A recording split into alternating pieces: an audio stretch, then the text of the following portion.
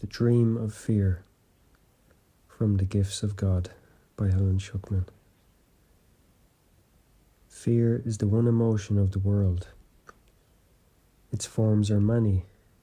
Call them what you will, but it is one in content. Never far, even in form, from what its purpose is, never with power to escape its cause, and never but a counterfeit of joy. It rests uncertainly upon a bed of lies. Here it was born and sheltered by its seeming comfort. Here it will remain where it was born, and where its end will come. For here is nothingness, where neither birth nor death is real, nor any form in the misshapen mind that spawned its seeming life and has any meaning in the mind of God. If you were certain, wholly sure, and with consistent grasp on what the world can give, fear would be laid aside as easily as joy and peace unite on love's behalf. But first, there must be certainty that there can be no love where fear exists, and that the world will never give a gift which is not made of fear, concealed perhaps, but which is surely present somewhere in the gift. Accept it not, and you will understand a gift far greater has been given you. Let not the world deceive you. It was made to be deception. Yet its snares can be so easily escaped, a little child can walk through safely, and without a care that would arrest its progress. Dreams are dreams, and every one is equally untrue. This is the only lesson to be learned. Yet fear will linger until every one is recognized as nothingness, and seen exactly as it is, and nothing more.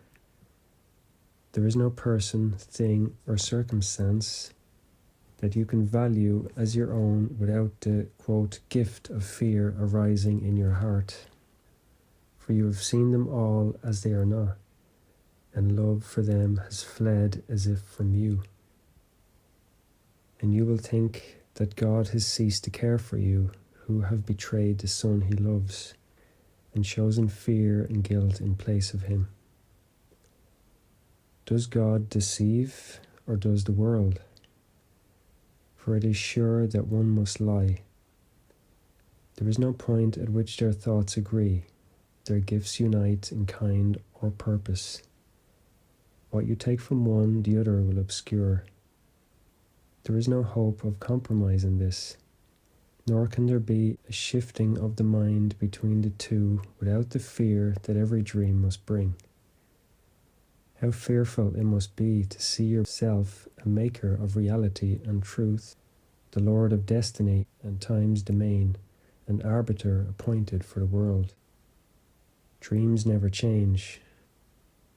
Remember only this, but do not let it slip away at times and let yourself give way to fear again. Deny the dream, but do not fail the truth, for only what is true will never fail. All else deceives. All else will terrify, and even when it seems to please the most, it brings with it a heavy cost of pain. Be free of suffering now. There is no cost for any gift that comes to you from God. His way is certain, for his gifts remain forever as he gave them. Do not think that fear can enter where his gifts abide. But do not think gifts can be received where fear has entered, and touched your sight with gross distortions that the world thinks real. There are no scraps of dreams. Each one contains the whole of fear, the opposite of love, the hell that hides the memory of God, the crucifixion of his holy Son. Therefore, be vigilant against them all, for in their single purpose they are one, and hell is total. It can seem to take forever for this lesson to be learned, and yet it need not be. I come to speak in time of timelessness. Have you not learned the pain of dreaming yet? There is no need to hug it to your heart and to forget the dreadful cost of salvaging despair and building up deceptions once again. The tiniest of dreams, the smallest wish for values of the world, is large enough to stand between you and the sweet release that God would offer you. He cannot choose to change his Son, nor make your mind accept the perfect freedom he has given you. Yet it is certain you will turn to him and suddenly remember. But be sure of this and do not let it slip away. What God has joined is one, and one as well is everything that fear has made to be the great deceiver and the substitute for God's creation. You can choose but one, and which you choose is total. Everything the world can offer promises some joy that it will never give. And everything that God has promised you will never fail in anything.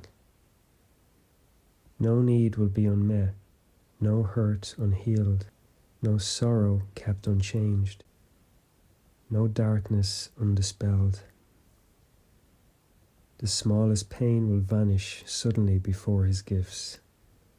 An unremembered world will leave no trace behind its going, when God's gifts have been accepted as the only things you want. Choose once again is still your only hope. Darkness cannot conceal the gifts of God unless you want it so. In peace I come, and urge you now to make an end to time and step into eternity with me. There will not be a change that eyes can see, nor will you disappear from things of time. But you will hold my hand as you return because we come together. Now the hosts of heaven come with us, to sweep away all vestiges of dreams and every thought that rests on nothingness. How dear are you to God, who asks but that you walk with me and bring his light into a sickened world which fear has drained of love and life and hope. Surely you will not fail to hear my call, for I have never failed to hear your cries of pain and grief. And I have come to save and to redeem the world at last from fear. It never was, nor is, nor yet will be what you imagine. Let me see for you and judge for you what you would look upon. When you have seen with me but once, you would no longer value any fearful thing at cost of glory and the peace of God. This is my offering, a quiet world with gentle ordering and kindly thought, alive with hope and radiant in joy, without the smallest bitterness of fear upon its loveliness. Accept this now, for I have waited long to give this gift to you. I offer it in place of fear and all the, quote, gifts that fear has given you. Can you choose otherwise when all the world is standing breathless waiting on your choice? Come now to me and we will go to God. There is no way that we can go alone, but when we come together, there can be no way in which the word of God can fail. For his the word that makes us one with him, and mine the voice that speaks this word to you.